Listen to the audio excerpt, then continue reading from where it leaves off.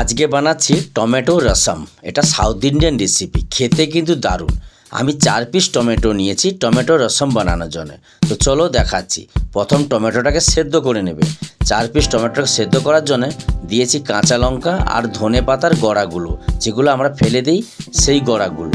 এবার এটা ভালো করে সেদ্ধ করে ঠান্ডা করে পেস্ট করে নেবেন। আমি প্রেসার কুকারের সাইডে বসিয়েছি, তার মধ্যে দিয়ে দিচ্ছি সাদা তেল। সাদা তেলটা একটু ভালোভাবে গরম হয়ে গেলে প্রথম দেবেন সরষে, গোটা সরষে ফোড়ন দেওয়ার জন্য। গোটা সরষে আমি এখানে দিচ্ছি। গোটা সরষেটা কিন্তু একটু ভালো করে ফ্রাই করতে হবে। সরষেটাকে একটু টাইম নিয়ে একটু ফ্রাই করবে। তারপরে আমি দিয়ে দেবো এর মধ্যে রসুনের কেমা। রসুন কেমা এটাও ফ্রাই করতে হবে, এটাকে একটু ভালো করে ফ্রাই করবে। তারপরে আমি দিয়ে দেবো এর মধ্যে শুকনো লঙ্কা। শুকনো লঙ্কা এটা হচ্ছে কাশ্মীরি চিলি, তোমরা চাইলে সাধারণত যেটা বাড়িতে থাকে সেই লঙ্কা ব্যবহার করবে। আর আমি দিয়ে দিচ্ছি গোটা জিরে। গোটা জিরে এটাকে একটু ফ্রাই করে নেব। তারপরে দিয়ে দেবো পেঁয়াজ কিমা আর কারি পাতা। পেঁয়াজ কিমা আর কারি পাতা দিয়ে এটাকে ফ্রাই করব। এগুলো একটু ভালো করে ফ্রাই করতে হবে। আর টমেটোটা ওটা ঠান্ডা হয়ে গেলে ভালো করে পেস্ট করে নেবেন। ফ্রাই হয়ে গেছে, এবার আমি দিয়ে দিচ্ছি টমেটো পেস্টটা। একেবারে ফাইন পেস্ট করার প্রয়োজন নেই, তো আমি পেস্ট করে দিয়ে দিচ্ছি। এবারে আমি দিয়ে দেবো জল।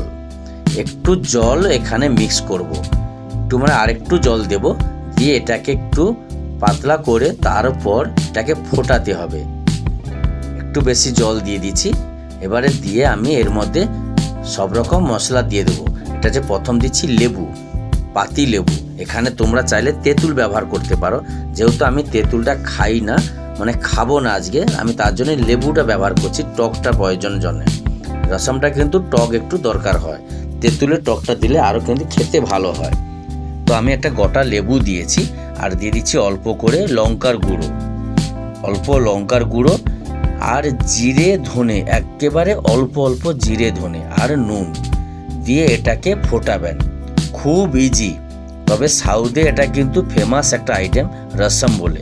তো সর্দির সময়, মানে সর্দি যদি কারো সর্দি লাগে, মানে গলা বা একটু খারাপ লাগছে সর্দি, তখন কিন্তু এইভাবে রসম তোমরা বানিয়ে চায়ের মতন বিকেলে তোমরা খেতে পারো। তো দেখো এটা কিন্তু খুব উপকার, মানে যার জ্বর ভাব লাগে, সর্দি কাশি যেটা আমাদের হয়ে থাকে, সেই সময় কিন্তু এই রসমটা তোমরা যদি খাও তো অনেকটা আরাম পাবে এবং শরীরে অনেকটা এনার্জি পাবে। এটা বলতে পারো কিছুটা স্যুপের মতনও কাজ করে। তো খেতে কিন্তু দারুণ লাগে।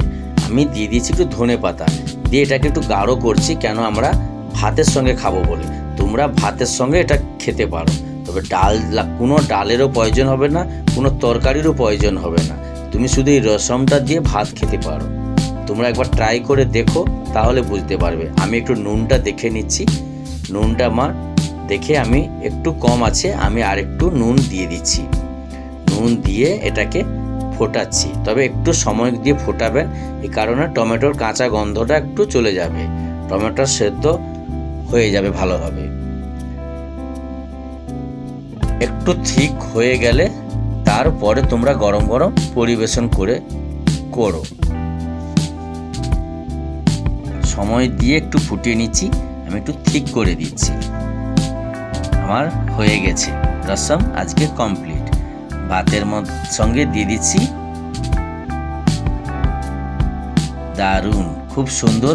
তোমরা এইভাবে বানিয়ে নিতে পারো। দেখো খুব সুন্দর খেতে, কিন্তু কোনো ডাল তরকারির প্রয়োজন হবে, শুধু রসম দিয়েই ভাত খাওয়া হয়ে যাবে। তো কোথা থেকে কে ভিডিওটা দেখছো অবশ্যই কমেন্টে জানিও। সবাইকে টাটা।